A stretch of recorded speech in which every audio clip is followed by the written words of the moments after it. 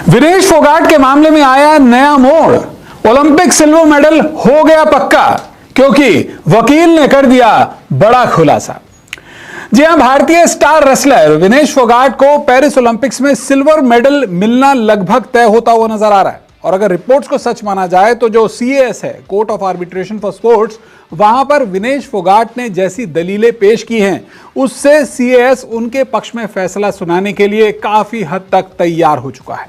अब इस बात का खुलासा विनेश फोगाट के एक वकील ने किया है। दरअसल इस वकील के मुताबिक कुछ ऐसी दलीलें CAS कोर्ट में पेश की गई थी जहां पर जज भी हैरान रह गए। अब बड़ी बात यह है कि यहां पर जो कटघरे में है वो खुद IOC है, यानी कि इंटरनेशनल ओलंपिक काउंसिल, जिसने इस बार पेरिस में ओलंपिक्स का आयोजन किया था। तो क्या खुद ओलंपिक्स के खराब आयोजन के ही चलते विनेश फोगाट का मेडल उनसे छीनने की साजिश की गई?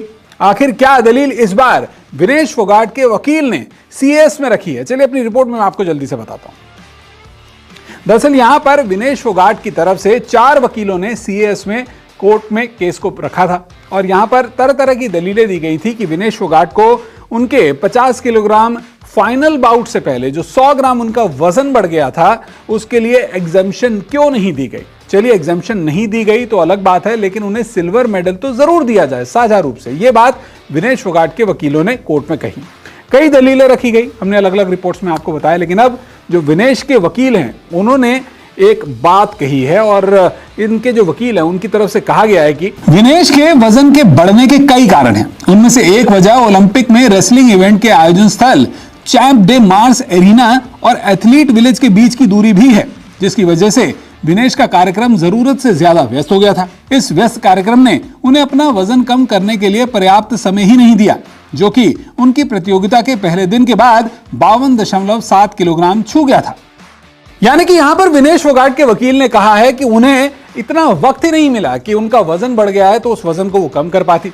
ऐसा नहीं है कि रेसलर्स को यह बात पता नहीं होती। रेसलर्स का वजन बढ़ना एक स्वाभाविक प्रक्रिया है, क्योंकि आप ओलंपिक जैसे इवेंट में फाइनल से पहले एक ही दिन में आपको 1-2 नहीं बल्कि 3-3 बाउट्स लड़ने होते हैं। विनेश ने भी कुछ ऐसा ही किया था। सेमीफाइनल तक उन्होंने 3 बाउट्स एक ही दिन लड़े थे पहले दिन, और उसके बाद जब उन्होंने कुछ खाया पिया तो उससे उनका वजन 2 किलो 700 ग्राम बढ़ गया। बहरहाल ये एक अलग कहानी है, लेकिन यहां पर विनेश के वकील की तरफ से एक और दलील भी दी गई। उन्होंने कहा कि अंत में विनेश फोगाट का सिर्फ 100 ग्राम वजन बढ़ा पाया गया और उसका उन्हें, अगर वो फाइनल खेलती भी तो भी बहुत ज्यादा उन्हें फायदा नहीं मिलने वाला था, क्योंकि 100 ग्राम जो है एक नेग्लिजिबल, एक ना के बराबर वजन है, लेकिन वहां पर भी उन्हें डिस्क्वालीफाई कर दिया गया। यहां पर उनके वकील की तरफ से दलील पेश की गई और उन्होंने कहा कि विनेश को बढ़े हुए वजन का प्रतियोगिता में कोई लाभ नहीं मिला। विनेश का वजन सिर्फ 100 ग्राम अधिक पाया गया, जो कि ना के बराबर कहा जा सकता है। यह एथलीट के वजन का लगभग 0.1 से 0.2% है।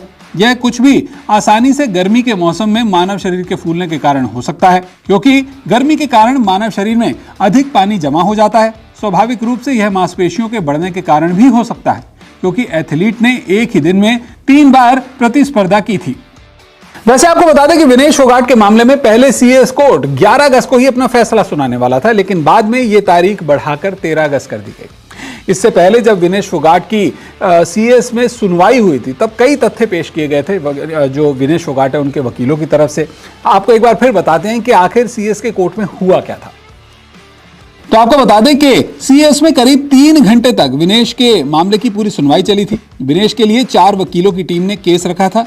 भारत के जाने माने सीनियर एडवोकेट हरीश साल्वे इस दौरान वीडियो कॉन्फ्रेंसिंग से सुनवाई में जुड़े थे। उन्होंने पक्ष रखा था और पेरिस में लगाए गए एक अस्थायी CAS कोर्ट में यह सुनवाई हुई थी।